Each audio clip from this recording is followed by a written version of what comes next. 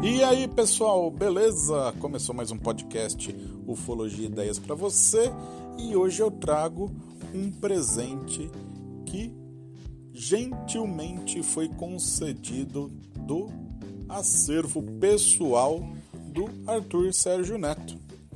Ele que tem um coração do tamanho de um bonde está divulgando aí parte do seu acervo que estava guardado aí de suas viagens, dos seus 30 anos de pesquisa ufológica.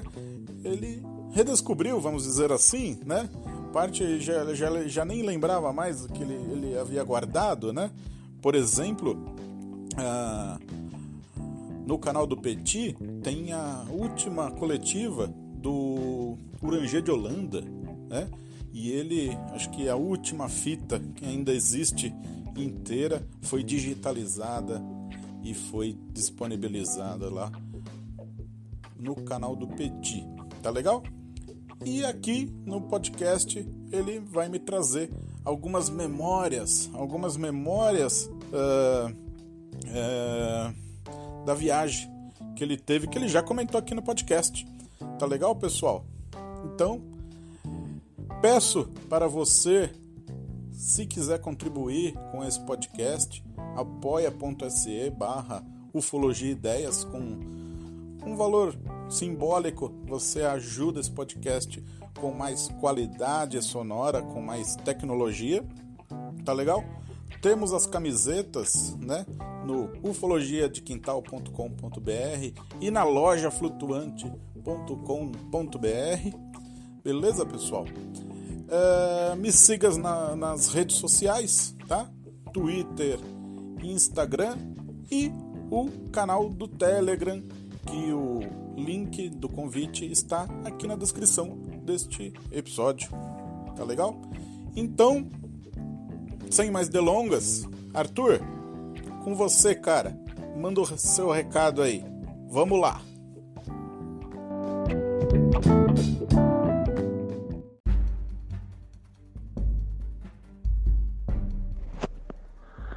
Fala, Walter. Walter, esse material aí é diretamente extraído do baú da ufologia. Isso aí é uma memória eletrônica, porque naquele tempo eu viajava nas estradas sozinho. Isso aí foi uma viagem que eu fiz até a Chapada Diamantina em 2007, em pleno PAN, estava rolando o PAN aqui no Rio, e eu saí sozinho do Rio de Janeiro para a Chapada Diamantina sozinho, 2 dias dirigindo, fiquei 15 dias na Chapada Diamantina. E aí são trechos de uma memória eletrônica que eu criei, porque eu tinha aquele gravadorzinho antigo, daquelas fitinhas pequenininhas, aquelas de repórter, eu usava para entrevistar as testemunhas. E aí, porque é o seguinte, a ideia era registrar o máximo possível de histórias pessoalmente das pessoas. O problema é que quando chegava lá, meu amigo, é uma correria, é mato, é cachoeira, é um monte de coisas que aconteceram o dia inteiro, para lá e para cá, e aí você esquece, não grava porra nenhuma. Aí depois, nas horas de sossego, eu usava o gravador como uma memória eletrônica. Entendeu? Então isso aí são trechos extraídos dessa memória eletrônica, são 3 histórias, mostrando um pouco dos registros que eu fazia na época.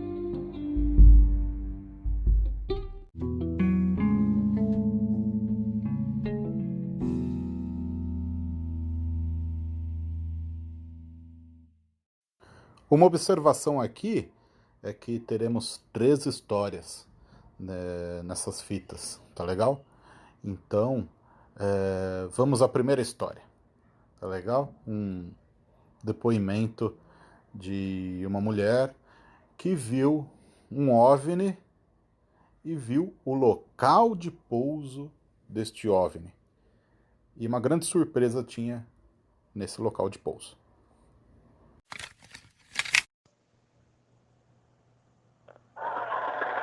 Diário de bordo. Hoje é dia 16/7, são 10 horas da manhã. Estou saindo de Teófilo Otoni, onde passei a noite numa pousada maravilhosa. Estou indo em direção a melhor, corrigindo. Saí de Governador Valadares. A pousada era em Governador Valadares. Passei a noite em Governador Valadares. Estou indo para Teófilo Otoni. Um abraço. Diário de bordo. Hoje é dia 17, terça-feira. Estou saindo da localidade de Anagê.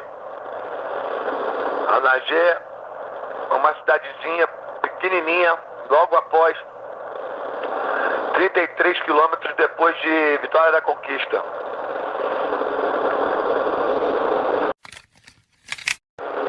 Flor do Sertão. E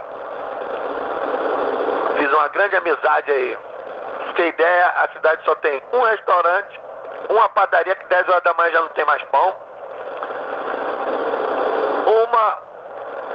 duas pousadas, uma dentro do posto de gasolina e a outra que é essa roda de sertão que eu dormi. Mas nessa localidade, no único bar que existe que serve refeição à noite, os caminhoneiros, para todo mundo, onde fica todo mundo lá rolando uma prosa, comendo um peixinho, no limão, cervejinha. Eu fiz amizade com um dos líderes da localidade, o famoso Almir Caminhoneiro, um negão arretado, caminhoneiro, enorme, forte pra cacete, xerife na área aqui. Eu fiz amizade com ele, ficamos conversando ontem até quase meia-noite. E ele adorou me conhecer, como eu adorei conhecer ele. Ele me apresentou a toda a rapaziada da cidade aí. Só o fato de eu ser carioca, de eu estar posando ali na cidade, eu virei atração local. Todo mundo queria chegar perto e ouvir as minhas conversas. Contei história que não acaba mais. Um grande abraço.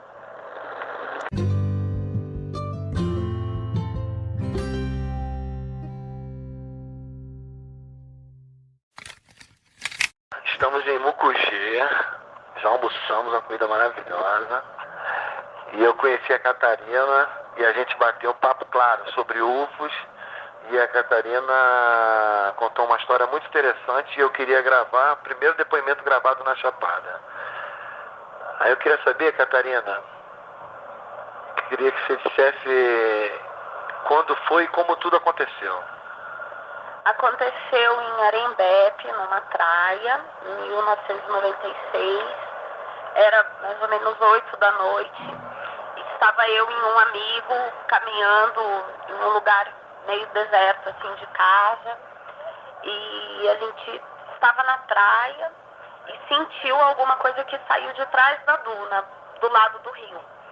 Quando a gente olhou, subiu um disco que era triangular, tinha luzes vermelha, azul, a borda dele era branca e amarelinha assim, e as luzes não clareavam, só iluminava ele assim. E essa nave voou próximo dos coqueiros. Ela estava devagar? Bem lenta. A impressão que a gente tinha era que se a gente subisse nos coqueiros, tocava nela. Tinha algum barulho? Não tinha barulho nenhum, a gente não ouvia nada. Nem um barulhinho menor que seja, você não ouviu nada? Não, a gente não ouviu nada. E depois dela ter andado talvez uns 500 metros próximo dos coqueiros, ela sumiu muito rápido em direção ao mar, só deixou uma fagulha de luz e desapareceu. Qual mais ou menos você imagina a distância que ela estava de vocês? Não estava muito longe, não. Parecia perto que estava assim dos coqueiros, né? E a gente estava perto também. Não estava longe, estava como daqui ali no banco, assim, bem próximo. Então, uns 25, 30 metros de distância. Isso, no máximo, assim. estava perto. Você sentiu alguma vibração estranha? Quando foi justamente isso que chamou a nossa atenção, porque a gente estava de costa, mas bateu um frio, um calafrio estranho, assim, e estava eu e um amigo. Quando a gente viu, um segurou na mão do outro e a gente ficava olhando um, perguntava, você tá vendo? E ele respondia, eu tô vendo. Aí a gente ficou naquela, nem conseguia falar nada e ficamos parados olhando até ela sumir. Depois que ela sumiu, é que a gente ainda demorou para conseguir entender mesmo, aceitar, né, o que era, porque geralmente a gente ouve falar e tudo, mas todo mundo acha que é viagem, né? Você acha que todo esse avistamento durou quanto tempo, mais ou menos? Acho que menos de um minuto, assim, foi rápido, né? Ela foi bem devagarinho, por cima das dunas, depois ela sumiu. Aí o importante, quando foi no outro dia, que eu voltei lá para aquele lugar, porque a impressão que eu tinha é que ela tinha saído de trás da duna. E realmente ela tinha pousado lá atrás, que ficou uma marca no chão da onde eu achei que ela pousou, que era areia, tinha, sabe essa vegetação, tinha uns capinhos assim, uns tubinhos que fica onde tem brejo, queimou toda a vegetação e a areia virou vidro, ficou igualzinho vidro mesmo. Durante muitos anos não nasceu planta nenhuma. Aí depois de um tempo, porque era na beira do rio, o rio encheu muito. E a marca era exatamente o triangular? A marca certinha do triângulo. E aí deu para ter uma noção mais ou menos do tamanho? Do tamanho, é. E aí vocês têm ideia de quanto? Ela tinha uns 10 metros de uma extremidade à outra. E ficou assim, queimado lá esse tempo. Esse meu amigo, que na época não morava lá também, tava viajando, assim, ele levou um pedaço do vidro para ele e ficou uns 3 anos sem nascer nada naquela terra. Esse efeito vitrificado é porque é um calor tão intenso que transforma as partículas de minério que tem na areia, ele vitrifica aquelas partículas de minério. Muito obrigado, Catarina.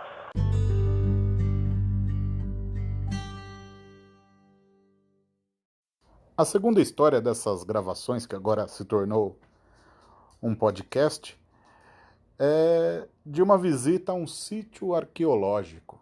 Muito bacana, muito legal. Vamos lá, Arthur.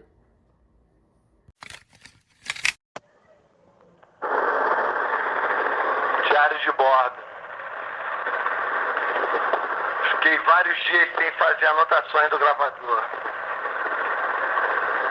Agora vou utilizar o gravador como a minha memória. Antes que eu esqueça de muitas coisas que aconteceram. Consegui metade do meu intento. Encontrei o seu Jacó Miller, fui muito bem recebido por ele. Entrei e marquei com o seu Jacó Miller a ida para o primeiro sítio arqueológico no dia 18, na quarta-feira. No dia 18, fui para a casa do seu Jacó Miller, descobri onde era o sítio que ele morava, porque ele fica mais no sítio do que na cidade. O sítio ficava perto do local onde tem o sítio arqueológico. E aí fui para lá, encontrei com ele. E aí nós fomos para o sítio arqueológico. Na realidade, o seu Jacó me pregou uma peça que eu não sei se foi involuntária ou se ele fez de propósito. Mas eu acho que ele estava me testando, porque ele me levou até o local, no sopé de uma montanha gigantesca, um paredão gigantesco, que pega toda aquela região lateral da Chapada Diamantina. E embaixo desse paredão existiam 4 rochas menores em relação ao paredão. só que rochas grandes, muito grandes, como se fossem pequenas montanhas. E aí eu perguntei para ele aonde ficava o sítio. E ele me afirmou que ele não lembrava exatamente qual era a rocha e que nós teríamos que percorrer as 4 rochas. Bom, até aí tudo bem. Só que o que eu não sabia é que não tinha trilha. Lá não tem trilha. Por quê? O sítio arqueológico vem sendo mantido em segredo justamente para que não haja depredação do local. Porque se for informado aos guias da região que existe esse sítio arqueológico, as pessoas vão começar a ir até lá para conhecer. E aí, como é uma região muito escondida, que não tem habitação próxima, não vai ter quem tome conta. E se não tiver quem tome conta, com certeza vão destruir o local. Sempre aparece uns idiotas para futucar, para arrancar pedaço. Inclusive, depois eu constatei que já existia uma pintura com um pedaço arrancado. Então, assim foi. Nos embrenhamos na mata, literalmente. Olha, eu aprendi uma coisa. Se eu não fui mordido de cobra dessa vez, eu talvez nunca mais seja. Porque nós andamos em região de montanha muito seca, com embaixo da mata charco, quer dizer, condições úmidas, e tudo cercado de muita rocha. Então, quer dizer, terra de cascavel, com certeza absoluta. Eu não preciso ser nenhum especialista para saber disso. E aí, assim foi. Entreguei para Deus. Interessante foi que nós não tocamos no assunto em nenhum momento. Falamos de todo tipo de coisa, menos de cobra. Isso é uma prática comum entre mateiros. Não se fala em cobra quando se está no mato. E fomos. Bom, seguimos em frente e foi brabo. Nunca tinha passado uma situação dessa. Mato fechado, muito espinho. Em algumas situações, por baixo da mata era charco, às vezes alguns buracos. E foi uma situação braba mesmo. E tem um capim tal de tiririca que corta que nem navalha, mas corta mais, é da família do capim navalha, mas corta mais do que capim navalha. Eu cometi a falha de ter ido de bermuda e bota, sem calça comprida. E o velho estava de calça comprida, bota, todo equipado. E, inclusive, fiquei com vergonha, porque o velho tem 79 anos e tem uma disposição violenta. Saiu entrando com o facão na frente, eu com o facão, ele com o outro. A gente foi abrindo e fomos. E aí fomos na primeira, na segunda, na terceira pedra, uma situação que eu nunca tinha visto na minha vida. Para variar, eu já estava num grilo violento, mas fiquei na minha, não falei nada. Estava achando que de repente poderia não ter nada ali, que fosse um blefe do Jacó, mas quando estava na terceira pedra, eu vi ele falando: pode sair daqui, pode ir embora que nós vamos passar. Eu não entendi, falei: tá falando sozinho aí, Jacó? Eu brinquei com ele. Ele não falou nada. Aí ele passei também. Quando chegou lá na frente, ele falou que foi uma cobra que ele viu, uma cascavel. Quando ele falou: pode ir embora que nós vamos passar, a cobra foi embora. Eu nunca tinha visto um negócio desse. E aí, como chegando na rocha, fomos rodear a rocha para ver se tinha alguma coisa. E aí eu tava de um lado, ele do outro. Eu falei: e aí, achou alguma coisa? Ele falou: não, achei uma planta aqui diferente. Uma planta incrível, vai de uma ponta a outra. Quando ele falou isso, eu falei: ué, planta? Tá de sacanagem. Quando eu fui olhar, uma parede cheia de desenhos, aqueles desenhos rupestres mesmo, autênticos, alguns muito interessantes. Aí foi uma viagem, valeu a pena todo o esforço, saí com a perna, os braços todo arranhado, todo lanhado, mas aí paramos ali, demos uma descansada de andar no mato e eu tirei 36 fotografias, gastei um filme inteiro na parede. Ainda não revelei, tem que ver se vai ficar bom, mas eu presumo que vai ficar muito bom. A sensação muito interessante você ter acesso a um sítio arqueológico de pinturas rupestres antigas sem que ninguém conheça. Nós fomos os pioneiros. E ele ria. E eu achando que ele estava... Ou ele queria me testar para saber se eu ia ter disposição de atravessar o mato, mas eu duvido disso, porque a situação foi muito crítica. Ele não ia passar por isso só para testar alguém. Ou então é porque ele realmente não lembrava qual era a pedra. E aí a gente teve que procurar. Mas valeu a pena. O outro sítio arqueológico a gente não pôde ir. Ficava longe e tinha que caminhar 3 horas para ir, 3 horas para voltar. Mas a gente não pôde ir porque o guia não estava na cidade. O guia viajou. A única pessoa que sabe onde é que é. E o velho sabe onde é, mas não tem a mesma experiência que o guia. E quer dizer, não é um guia oficial, é ser o nosso guia porque ele sabe onde é, né? Aqui uma observação sobre essa história do sítio arqueológico que me foi apresentado pelo Jacó Miller,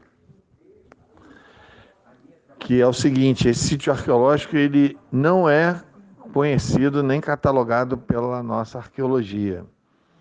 Na época, só o proprietário da fazenda conhecia, ou melhor, conhecia sim, sabia que existe porque está dentro da propriedade dele, mas o Jacó me falou que o proprietário nunca tinha ido lá. E o Jacó e um funcionário, se eu não me engano, da fazenda, mais ninguém. Então não tinha trilha para ir para lá. Nós ficamos 4 horas na mata, abrindo a mata no facão, eu e Jacó Miller. Então, quer dizer, essa é uma observação importante. Talvez esse sítio até hoje não tenha sido catalogado. Eu acho difícil, né? Porque as coisas se espalham, mas na época era isso. E o outro sítio que a gente acabou não indo, porque a única pessoa que poderia nos guiar até lá não estava na região. Esse era muito mais interessante. O Jacó já tinha ido lá e me mostrou algumas fotos, mas as fotos com aquelas máquinas bem vagabundas. E, se eu não me engano, eram 2 fotos só. Esse sítio era muito mais interessante porque eram figuras de pinturas rupestres de greys pintadas nas paredes. Greys. Eu fiquei alucinado na época para ir nesse lugar, mas infelizmente não conseguimos chegar até lá. Era muito distante, era muito difícil o acesso. Só com um guia muito experiente mesmo para chegar até lá.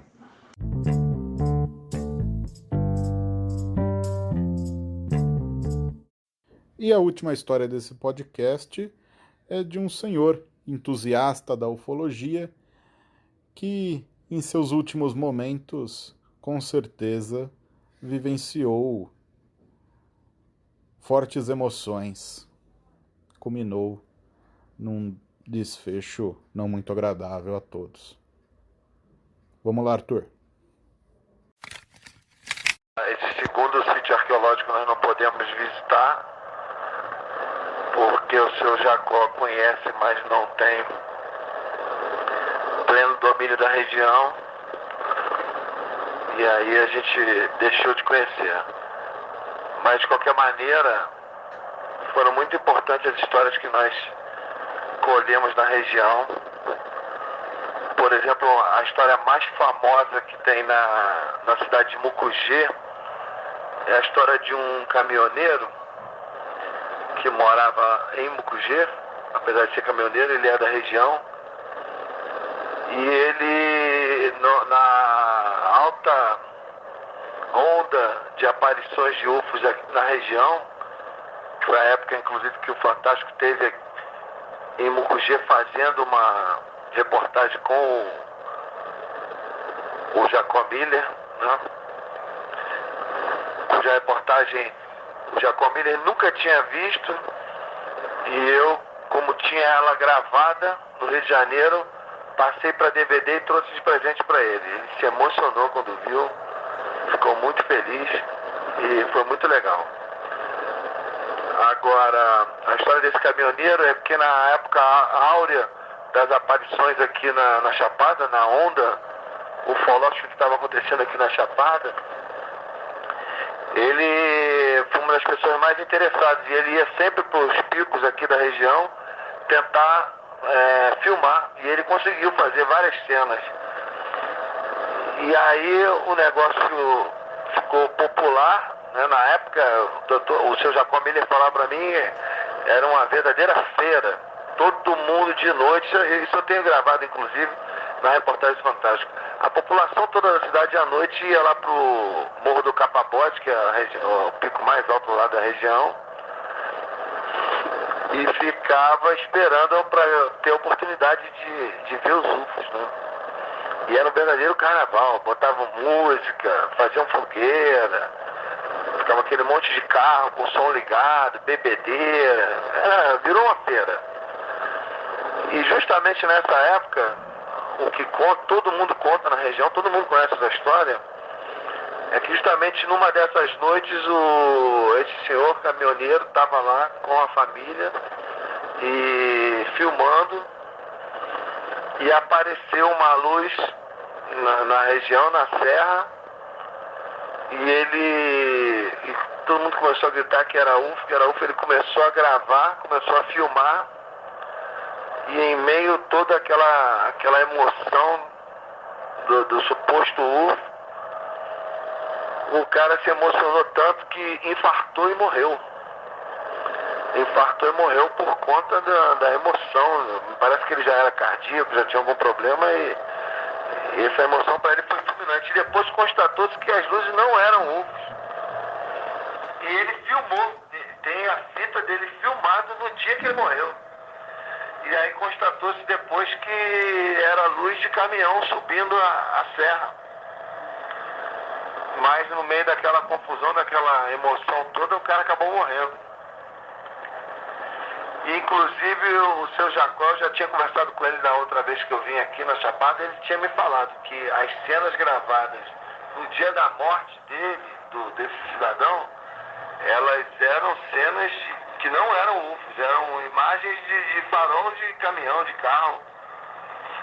Só que agora eu fiquei sabendo, através de outras pessoas, que a viúva tem as outras 4 ou 5 outras fitas gravadas antes desse dia da morte. E eu fiz amizade com o Fernando, que é um astrônomo que mora aqui na cidade é uma cidade de pedra antiga aqui, que é uma relíquia arqueológica da região, que são ruínas de uma cidade de garimpeiro, Igatu. Ele mora lá em Igatu, Fernando, astrônomo, e ele dá aula de astronomia aqui na região para os turistas dos hotéis aqui. Eu assisti uma das aulas dele, fantástico, aula ao vivo, em loco, um céu estreladaço, parece até um livro, e ele vai mostrando todas as constelações. E dá uma aula de astronomia muito interessante. Até me despertou a vontade de estudar astronomia para conhecer melhor o céu. É muito importante para a gente que faz ufologia conhecer melhor o céu, né? E aí o que acontece? O Fernando me falou que esteve na casa da viúva, assistiu algumas fitas dessas, outras fitas, falou que algumas são até maçantes, né, monótonas de assistir, mas ele falou que viu imagens que realmente são UFOs, que imagens de movimentação errática em alta velocidade, coisa que não podia ser explicado por nada que a gente conhece. E essas imagens é que eu gostaria de ver, eu tentei o contato com a viúva, consegui falar com o irmão dela, mas ela não estava na cidade, ela tinha ido numa outra cidade, ia demorar uns 2 dias e eu estava já no meu dia de ir embora. E aí, infelizmente, eu não tive acesso a essas imagens, a essas fitas. E mesmo assim, mesmo se eu a contatasse, seria um risco, porque o que é dito lá na região é que ela guarda essas fitas a 7 chaves, ela não gosta de divulgar, ela não gosta de tocar no assunto, porque ela, em memória do falecido lá, ela não gosta de tocar no assunto. Chaves, ela não gosta de divulgar, ela não gosta de tocar no assunto, porque ela, em memória do falecido lá, ela não gosta de tocar no assunto, da questão desses acontecimentos, porque ele morreu em plena vigília de UFO. Né? Um outro caso muito interessante que chegou ao meu conhecimento,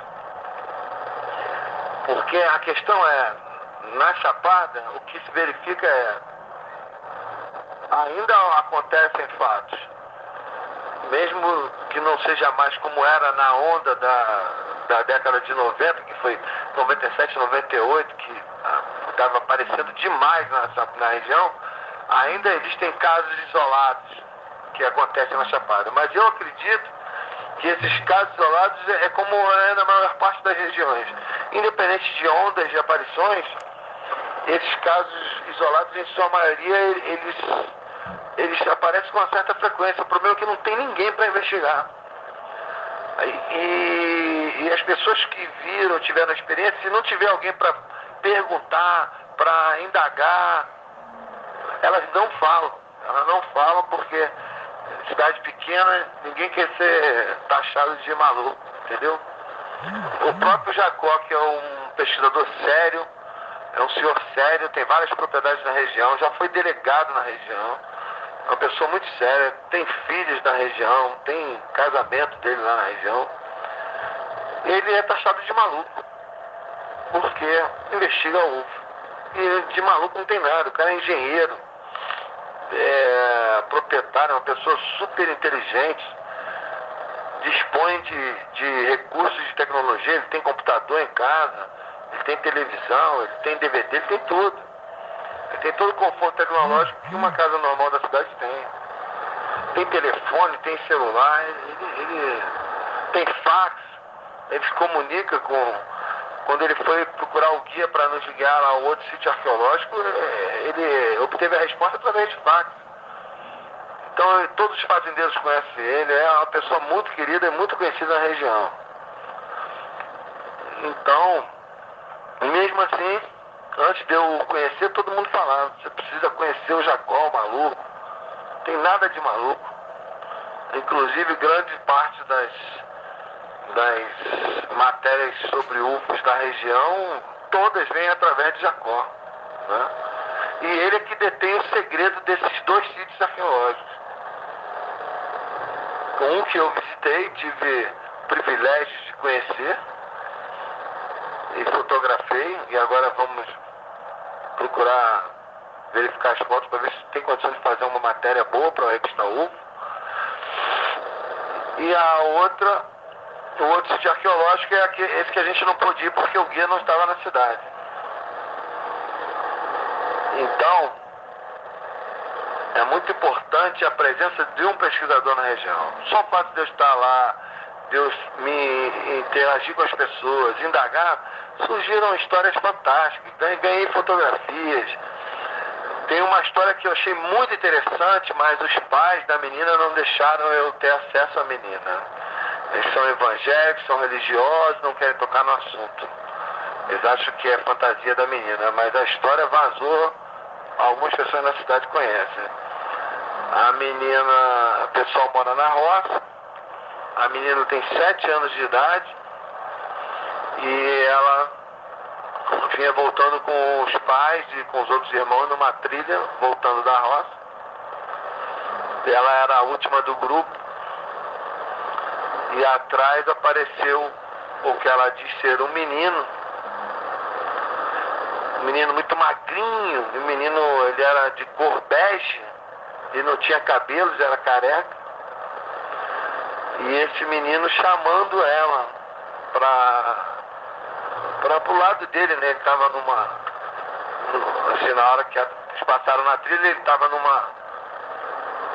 num outro atalhozinho, na mata, e o menino chamando ela. E ela não foi, mas ela teve tempo de parar e interagir com ele, ver os gestos. Ele falou que ele não tinha 5 dedos nas mãos, ele só tinha 3 dedos, e eram compridos.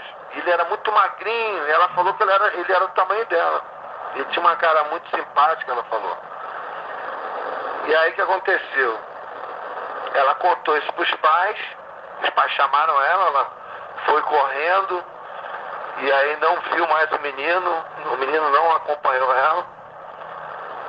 E ela foi contar para os pais o que ela tinha visto. E os pais até voltaram lá naquela parte da trilha para ver quem era isso, que tipo de menino era esse. E aí não acharam que era fantasia, que ela estava mentindo, que é a história da cabeça dela, que é um lugar que não tem nada. E aí o que aconteceu? Depois ela chegou, parece que a história vazou, e tinha um amigo delas, tudo criança, que tinha como é que se diz? Aquele papel da figurinha do chiclete, aquela figurinha de chiclete. E nessa figurinha de chiclete tinha um ETzinho, um greyzinho, aquele magrelo cabeçudo. E aí quando mostrou pra ela, ela falou, foi esse que eu vi, era esse o menino que eu via. Uma menina que nunca tinha tido contato com histórias, ou nunca tinha tido nenhum tipo de conhecimento de ufologia, uma garota de 7 anos. E aí ela falou, confirmou e mostrou pra família toda a figurinha para dizer o que ela viu. E aí os pais, já viu, né, religiosos, trancafiaram a garota, proibiram ela de tocar no assunto. E aí eu conheci a pessoa que me contou essa história toda, que conhece a história, e me levou até a casa da família, mas antes de ele me apresentar e me levar até lá, ele foi sozinho para conversar, e a família não quis história, não quis me receber, não quis nem me conhecer. Então, essas são as barreiras que a gente encontra na investigação em cidades pequenas. Sua contribuição é de considerável importância para a evolução sonora deste podcast. Clique no link da descrição ou acesse apoia.se/ufologia e ideias e veja um pouco da história e objetivos deste trabalho. Muito obrigado pelo seu apoio.